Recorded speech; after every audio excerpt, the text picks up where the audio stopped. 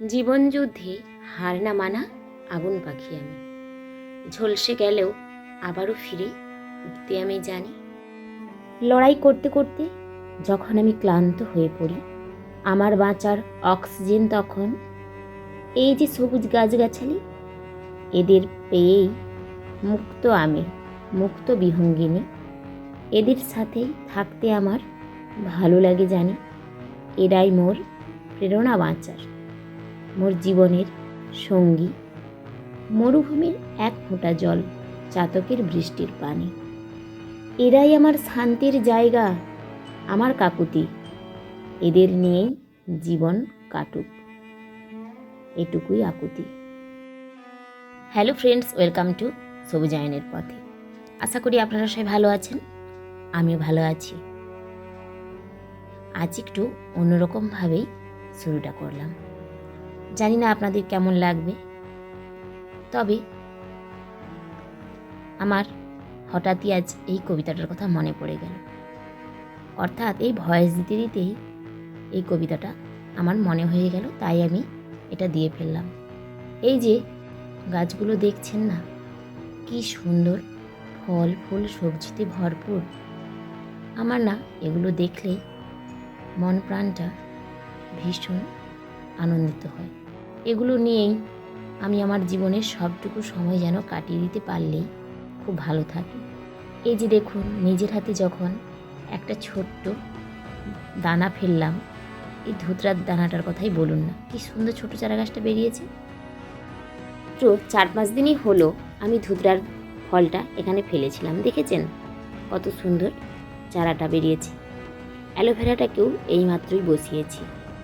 আর দেখুন, এটা একটা ছত্রাক, এটাও কিন্তু আমাদের পরিবেশে এরও কিছু না কিছু গুণাগুণ নিশ্চয়ই রয়েছে, আমরা হয়তো জানি না সব কিছু। কিন্তু পৃথিবীর অর্থাৎ প্রকৃতির প্রত্যেকটি সৃষ্টিরই ভালো এবং খারাপ দুটো দিকই কিন্তু অঙ্গাঙ্গিকভাবে জড়িত। এই প্রকৃতিতে ঈশ্বর প্রত্যেকটি প্রাণী বলুন, প্রত্যেকটি জীব বলুন, সব কিছুকে সেইভাবেই তৈরি করেছে। ভালো খারাপ সব কিছু নিয়েই আমাদের জগৎ, তাই পরিবেশের মধ্যে দুটোই তো থাকবেই। এই যে দেখুন, এই রঙ্গন ফুলের গাছটা কেন জানি না মারা যাচ্ছিল। দেখুন, এটাতে একটা বুগেনভিলিয়ার ডাল আমি গেড়ে দিয়েছিলাম, আপনাদের এর আগের ভিডিওতে দেখিয়েছি। ডালটা খুব সুন্দর হয়ে নতুন একটা বড় গাছে রূপ নিচ্ছিল। রঙ্গন গাছটা মারা যাচ্ছিল ভেবেই আমি গাছটাকে তুলে নিয়েছি।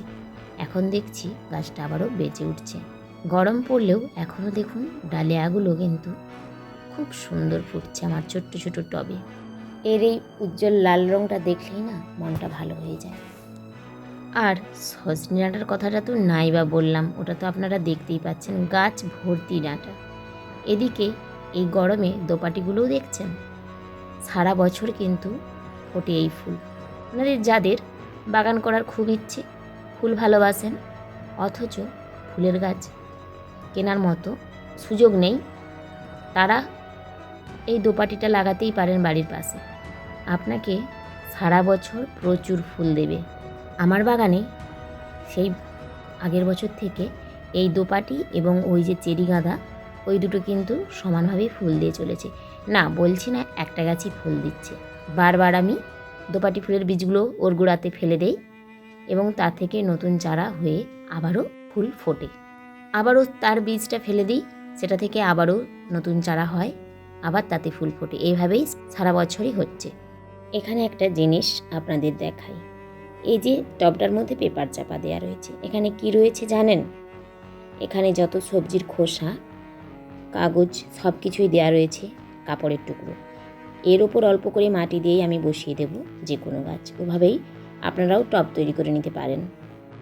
দেখুন, এদিকে স্ট্রবেরিটা কিন্তু এখনও হচ্ছে, দেখছেন একটা ছোট্ট স্ট্রবেরি হয়েছে। এর আগে প্রচুর স্ট্রবেরি হয়েছে এবং তার অনেক ভিডিও আপনাদের সামনে আমি উপস্থাপনা করেছি। তবে এখন দেখলাম ওই একটা ছোট্ট স্ট্রবেরি। আমার বাগানে এই মিলিটার কথা আর নাইবা বললাম, গরম ফুটতেই দেখছি মিলির অসাধারণ রূপ। অ্যাডেনিয়ামটা এখনও কিন্তু ভালো মতোই ফুল দিচ্ছে, দেখেছেন? এরকম একটা অ্যাডেনিয়াম যদি আপনার বাগানে থেকে থাকে তাহলে তো আর কথাই নেই। এর ফুলটা দেখলেই আপনার মন প্রাণ ভরে যাবে। আর একটা গাছের কথা বলি, নয়নতারা। এটা তো আপনাকে সারা বছর নিরাশ করবে না। আপনার বাগানকে রঙিন রাখার জন্য এই একটা ফুলের গাছই যথেষ্ট। বিভিন্ন রঙের হাইব্রিড নয়নতারা আপনি লাগিয়ে নিতে পারেন, সারা বছর ফুল পাবেন। গরম ফুটলেও শীতের ফুল পিটুনিয়াগুলো এখনও কিন্তু অসাধারণভাবে ফুল দিয়ে চলেছে আমার বাগানে। আর আমিও কিন্তু প্রায় দিনই সেই ফুলগুলোর ভিডিও আপনাদের সামনে উপস্থাপনা করছি। দেখুন, এটা নিয়ে এই বছর 3 বার গোলাপ ফুটলো। এই একই টবের মধ্যে আমি কিন্তু পরপর 3 বার গোলাপ ফুল পেলাম। চলুন, আজকের মতো আমার ভিডিওটি এখানেই শেষ করছি। আমার ভিডিওটি যদি আপনাদের ভালো লেগে থাকে তাহলে ছোট্ট একটা লাইক করবেন এবং কমেন্ট করে আমায় জানাবেন। আমার চ্যানেলটিকে সাবস্ক্রাইব করে আমার পাশে থাকবেন। আপনারা সবাই ভালো থাকবেন, সুস্থ থাকবেন, সবুজের সঙ্গে থাকবেন, পারলে 2-1 গাছ লাগাবেন। ধন্যবাদ।